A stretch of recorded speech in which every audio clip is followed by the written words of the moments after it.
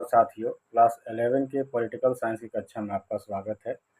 आज हम लोग सामाजिक न्याय चैप्टर के ऑब्जेक्टिव क्वेश्चन की तैयारी करेंगे। सामाजिक न्याय पर एक डिस्क्रिप्टिव वीडियो जिसमें चैप्टर को समझाया गया है वो अलग से दिया गया है। आप हमारे चैनल के प्लेलिस्ट में जा कर के उसको देख सकते हैं। तो अगर आपने उस वीडियो को देख लिया है या इस चैप्टर को पढ़ा है तो आप इस वीडियो को बहुत अच्छा से समझ सकते हैं और ये वीडियो आपके लिए बहुत फ़ायदेमंद होगा। तो चलिए शुरू करते हैं पहले क्वेश्चन से। प्राचीन भारत में न्याय किससे जुड़ा था? अर्थात जस्टिस जो है हमारे एंशियंट सोसाइटी में किससे जुड़ा था? समाज से, परिवार से, धर्म से या इनमें से किसी से नहीं। तो साथियों, प्राचीन भारत में न्याय धर्म से जुड़ा था। हम लोग हर बात में धर्म को लाते थे। कोई भी जो फैसला वगैरह होता है आज के समाज में भी हम लोग देखते हैं तो वहाँ पर कोई ना कोई रामायण, महाभारत या धार्मिक ग्रंथों का सहारा लिया जाता है। तो प्राचीन भारत में न्याय धर्म से जुड़ा था। नेक्स्ट क्वेश्चन की तरफ हम लोग चलते हैं। अगला क्वेश्चन है, प्लेटो ने किस पुस्तक में न्याय की चर्चा की है? तो एथेंस के थे प्लेटो। उन्होंने अपनी किस पुस्तक में न्याय की चर्चा की है? पॉलिटिक्स में, प्रिंस में, रिपब्लिक में या इनमें से कोई नहीं। तो साथियों, प्लेटो ने अपने पुस्तक रिपब्लिक में न्याय की चर्चा की है। यह कहा जाए कि रिपब्लिक का जो मुख्य विषय वस्तु है वो न्याय ही है। अगर आप इन तीनों किताबों के राइटर को अगर जानते होंगे, ऑथर को, तो उसमें भी पकड़ सकते हैं। पॉलिटिक्स अरस्तू की किताब है, प्रिंस मैकियावेली की किताब है, मात्र इसमें जो रिपब्लिक है वही प्लेटो की किताब है। तो प्लेटो ने रिपब्लिक में न्याय की चर्चा की है। क्वेश्चन नंबर 3, अज्ञानता के आवरण का सिद्धांत किसने दिया है? प्लेटो ने, रॉल्स ने, गांधी ने या मिल ने। तो साथियों, अज्ञानता के आवरण के सिद्धांत का जो कॉन्सेप्ट दिया है वो रॉल्स ने दिया है। तो अज्ञानता का आवरण क्या है? अज्ञानता के आवरण में जॉन रॉल्स बताते हैं कि जब हम कोई नियम बनाते हैं तो अपने को अज्ञानता के आवरण में रखना चाहिए। हमें यह समझना चाहिए कि जो सबसे खराब स्थिति है यदि उसमें हमारा जन्म हो तो जो हम नियम बनाएंगे वही नियम सर्वोत्तम होगा। क्वेश्चन नंबर 4, सामाजिक न्याय के अंतर्गत क्या आता है?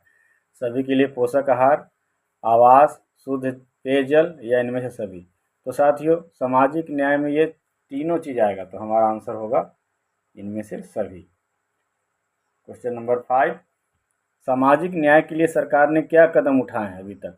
छुआछूत की समाप्ति की है, आरक्षण की व्यवस्था की है, भूमि सुधार अर्थात जमींदारी व्यवस्था को समाप्त किया है या इनमें से सभी। तो सामाजिक न्याय के लिए हमारी सरकारें ये तीनों काम की हैं तो हमारा आंसर होगा इनमें से सभी। नेक्स्ट क्वेश्चन, समानुपातिक न्याय क्या है? सभी को बराबर हक, काम के अनुसार पारिश्रमिक अर्थात मजदूरी, विकलांगों के लिए रैंप, बस में महिलाओं के लिए रिजर्व सीट। तो साथियों, समानुपातिक, यहाँ थोड़ा सा गणित वाला शब्द घुस गया है। समानुपातिक मतलब जिस अनुपात में आप काम कीजिएगा या जिस अनुपात में आपकी मेरिट होगी उस हिसाब से आपको वेज मिलेगा अर्थात मजदूरी मिलेगी। तो हमारा आंसर क्या होना चाहिए? हमारा आंसर होगा बी। जैसे कोई मकान बन रहा है तो इंजीनियर और मजदूर को तो समान वेतन दिया नहीं जा सकता क्योंकि मजदूर तत्काल में शारीरिक काम करता है, लेकिन इंजीनियर बनने के लिए एक बचपन से काम करता है।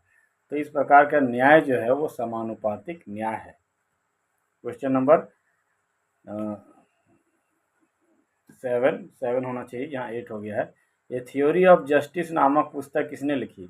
रॉल्स ने, जे.एस. मिल ने, अरस्तू ने या प्लेटो ने। तो साथियों, ये थ्योरी ऑफ जस्टिस नामक जो पुस्तक है वो रॉल्स ने लिखी है। रॉल्स ने ही इसी पुस्तक में अज्ञानता के आवरण नामक अवधारणा दी है। तो ये थ्योरी ऑफ जस्टिस बहुत ही महत्वपूर्ण किताब है, विशेष करके इस चैप्टर में इसका वर्णन किया गया है थ्योरी ऑफ जस्टिस का। नेक्स्ट क्वेश्चन, समान कार्य के लिए समान वेतन कैसा न्याय है? राजनीतिक न्याय है, सामाजिक न्याय है, आर्थिक न्याय है या इनमें से कोई नहीं। तो साथियों, समान कार्य के लिए समान वेतन नाम से ही स्पष्ट है, यहाँ पैसा कौड़ी की बात हो रही है। तो ये आर्थिक न्याय है। जैसे अगर मान लीजिए कि दो व्यक्ति एक ही पोस्ट पर ज्वाइन करता है एक ही दिन और एक ही योग्यता के आधार पर, तो उनको बराबर वेतन मिलेगा, चाहे वो किसी भी जाति धर्म का क्यों ना हो। अगला क्वेश्चन हम लोग देखते हैं, सामाजिक न्याय का मुख्य तत्व क्या है?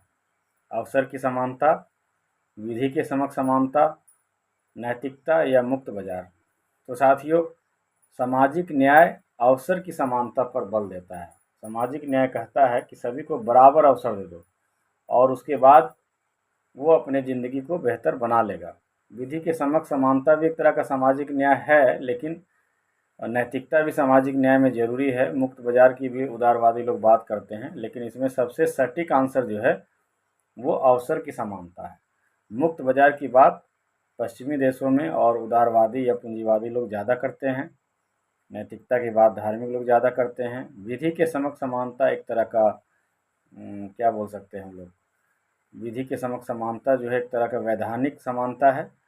तो इस प्रकार हम लोगों ने कुछ क्वेश्चन को देखा और इस चैप्टर को समझने की कोशिश की। तो आपको यह वीडियो कैसा लगा आप कमेंट बॉक्स में ज़रूर बताएं। अगर यह वीडियो अच्छा लगा हो तो अपने दोस्तों के साथ शेयर करें, कमेंट करें। आपका जो ज़रूरी सुझाव है उसका हमेशा स्वागत रहेगा। तो मिलते हैं इसी प्रकार के अगले वीडियो में, तब तक के लिए जय हिंद, जय भारत।